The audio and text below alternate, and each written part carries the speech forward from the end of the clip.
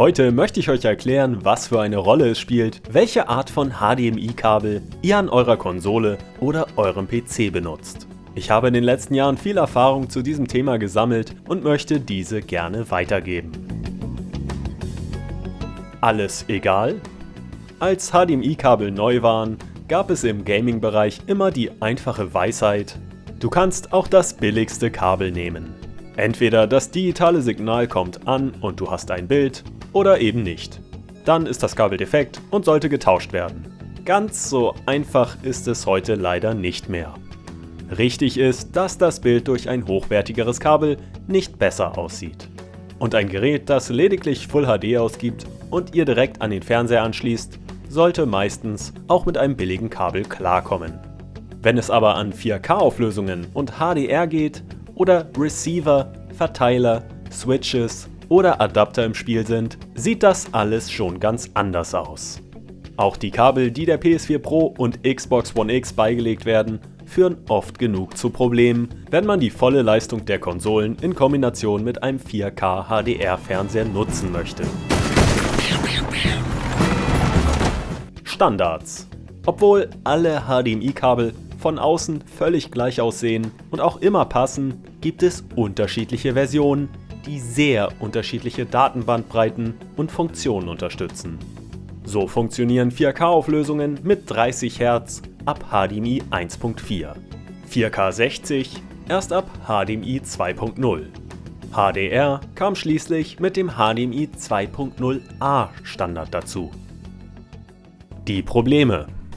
Wie die IT-Seite Golem in einem Praxistest herausgefunden hat, reicht es leider oft nicht, einfach ein HDMI 2.0a oder b Kabel zu kaufen, welches theoretisch 4K und HDR können soll. Denn erst im Test mit einem HDMI Premium zertifizierten Kabel lösten sich Verbindungsprobleme in Luft auf. Und die sind vielfältig.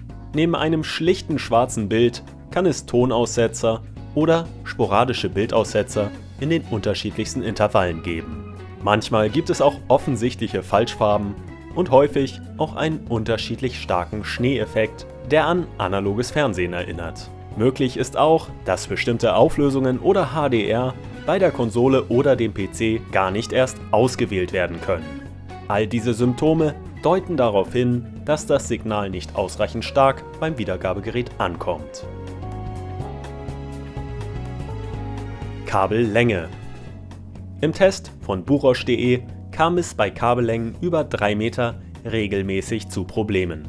Wer sein System also nicht direkt neben dem Fernseher oder Beamer stehen hat und hohe Auflösungen nutzen will, muss zwangsläufig zu einem gut abgeschirmten, hochwertigen Kabel greifen, um Bildaussetzer zu vermeiden. Das kann teuer werden. Teuer kaufen? Meiner Ansicht nach sollte man aber nicht grundsätzlich gleich ein teures Kabel kaufen, sondern sich rantasten. Aber wenn es die beschriebenen Probleme gibt, dann ist es sinnvoll, ein vernünftiges, zertifiziertes Kabel zu benutzen, das eine gewisse Qualität garantiert. Tipps findet ihr in der Videobeschreibung.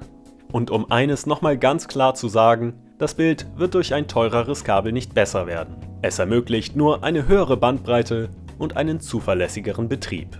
PC-Spieler empfehle ich übrigens grundsätzlich eher ein DisplayPort-Kabel. Bei neuen Standards ist die Bandbreite sehr hoch und die Probleme sind seltener als bei HDMI. Das Neueste. Einen großen Bandbreitenschub gab es nun außerdem mit den zusammen mit 8K-Fernsehern erschienenen HDMI 2.1. Die Kabel sehen immer noch gleich aus, unterstützen aber bis zu 48 Gigabit pro Sekunde und bis zu 10K Auflösungen. Da der Anschluss gleich bleibt, könnt ihr dieses Kabel auch mit älteren Geräten nutzen. Aber auch hier kann ein billiges Kabel störanfällig sein und muss auch 4K nicht unbedingt reibungslos ermöglichen. Welche Probleme sind euch schon mit Kabeln begegnet?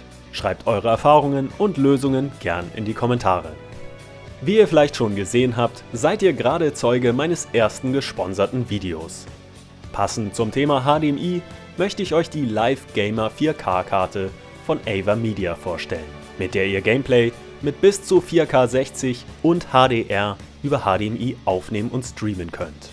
Das Schöne an dem Teil ist, dass auch wenn ihr vielleicht nur in 1080p 60 SDR streamen oder aufnehmen wollt, das Signal in voller Qualität in 4K HDR durch die Karte geschliffen wird und ihr auf dem Fernseher während der Aufnahme die maximale Auflösung mit HDR genießen könnt.